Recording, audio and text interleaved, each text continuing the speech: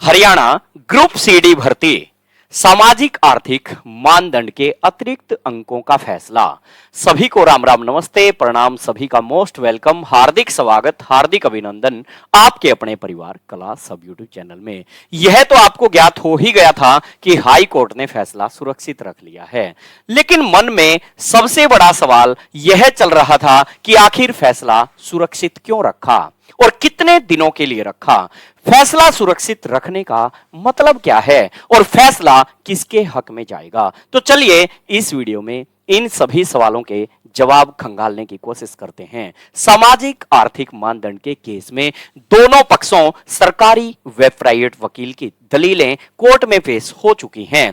दोनों पक्षों ने अपनी दलीलें जज साहब को लिखित में उपलब्ध करवा दी हैं। खंडपीठ ने दोनों पक्षों की सुनवाई कर ली है और जज साहब ने मामले में फैसला ले लिया है। अब इस केस में कोई और सुनवाई नहीं होगी, केवल जज साहब अपना फैसला सुनाएंगे और दोनों पक्षों को इस फैसले की लिखित में कॉपी दे दी जाएगी। लेकिन अब बात यह उठती है कि आखिर फैसला सुरक्षित रखते क्यों हैं?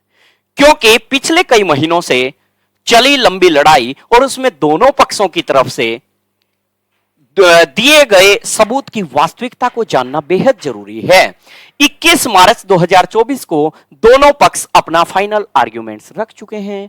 उस दिन तक की उनकी सारी बातों को जज साहब के बगल में बैठे स्टेनोग्राफर द्वारा साथ ही साथ टाइप भी किया गया है।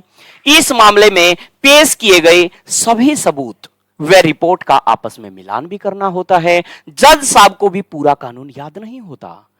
इस केस की तहकीकात तक पहुंचने के लिए मैंने हाई कोर्ट के वकील से बातचीत की और पूछा कि जब अंतिम बहस हो चुकी है और जज साहब फैसला सुनाने का मन बना ही चुके हैं, तो फिर फैसला आखिर सुरक्षित क्यों?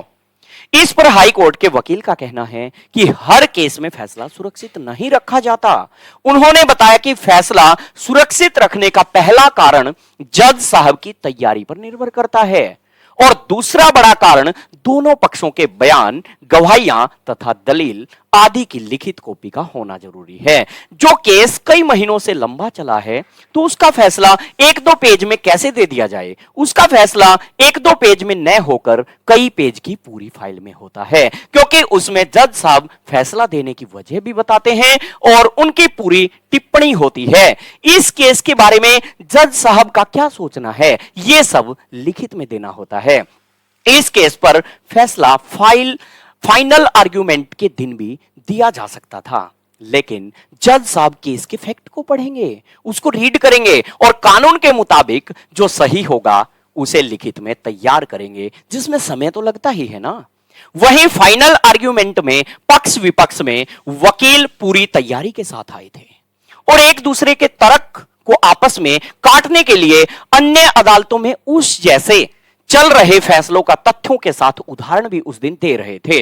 अंत में जज साहब दोनों पक्षों द्वारा दी गई अन्य अदालतों की दलील को घर जाकर अच्छे से रीड करते हैं कि जो उदाहरण पक्ष विपक्ष ने दिए फैसले किन परिस्थितियों में वे फैसले दिए गए थे। पक्ष विपक्ष के द्वारा हाई कोर्ट में अक्सर सुप्रीम कोर्ट के द्वारा ही पुराने फैसले प्रस्तुत किए जाते हैं, क्योंकि कोई भी कोर्ट अपने से बड़ी कोर्ट के फैसले को ठुकराती नहीं है और यदि किसी केस में छोटी कोर्ट बड़ी कोर्ट के फैसले को ठुकराती भी है, तो उसमें जज साहब की परिस्थितियों के हिसाब से अपना मजबूत तर्क देना होता है।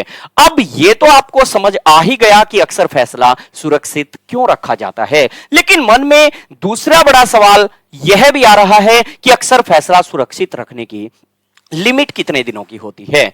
इस सवाल पर हाई कोर्ट के वकील से जानना चाहा तो उन्होंने बताया कि ज्यादातर केसों में जज साहब के द्वारा लगभग 1 महीने के अंदर अंदर इस फैसले को सुना दिया जाता है, लेकिन ऐसा हर केस में नहीं होता है और ना ही इसकी कोई समय सीमा होती है और न ही फैसला सुनाने के लिए जज साहब को बाध्य किया जा सकता। यह उनकी केस को लेकर तैयारी के ऊपर निर्भर करता है कि वे उस फैसले को 3 दिन में, 3 सप्ताह में या 3 महीने में कब सुनाना चाहते हैं। वहीं अंतिम सवाल की आखिर फैसला किसके पक्ष में आएगा?